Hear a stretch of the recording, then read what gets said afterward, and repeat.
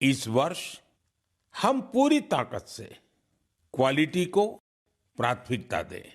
हम सबका एक ही मंत्र हो, क्वालिटी, क्वालिटी और सिर्फ क्वालिटी। कल से आज बेहतर क्वालिटी। हम जो भी मैन्युफैक्चर कर रहे हैं उसकी क्वालिटी को बेहतर बनाने का संकल्प लें।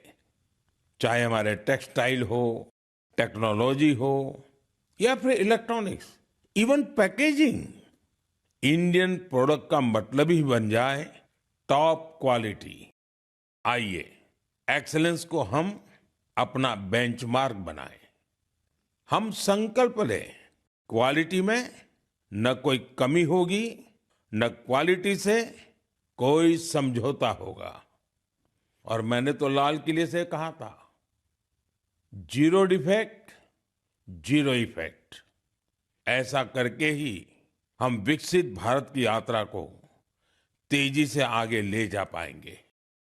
मेरे प्यारे देशवासियों, हमारे देश के लोग बहुत इनोवेटिव है। समस्याओं का समाधान ढूंढना हमारे देशवासियों के स्वभाव में है।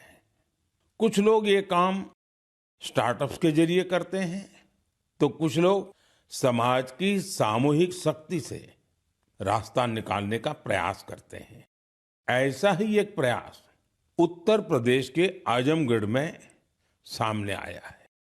यहां से होकर गुजरने वाली तमसा नदी को लोगों ने नया जीवन दिया है। तमसा केवल एक नदी नहीं, बल्कि हमारी सांस्कृतिक और आध्यात्मिक विरासत की सजीव धारा है।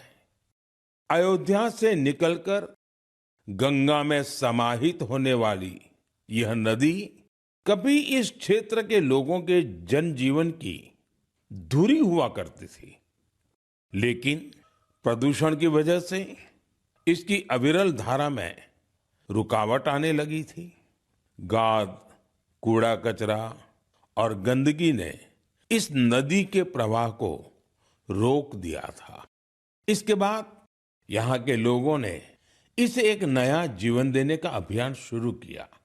नदी की सफाई की गई और उसके किनारों पर छायादार, फलदार पेड़ लगाए गए।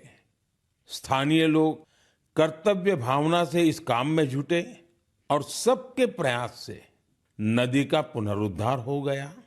साथियों, जन भागीदारी का ऐसा ही प्रयास आंध्र प्रदेश के अनंतपुर में भी देखने को मिला है।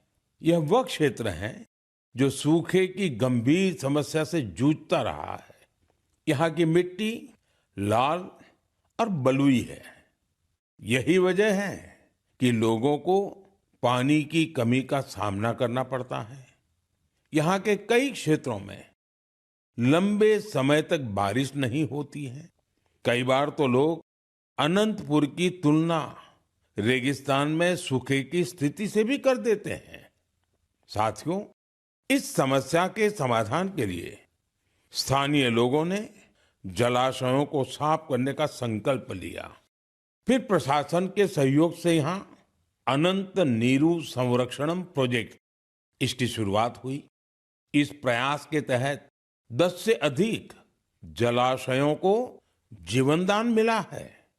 उन जलाशयों में अब पानी भरने लगा है।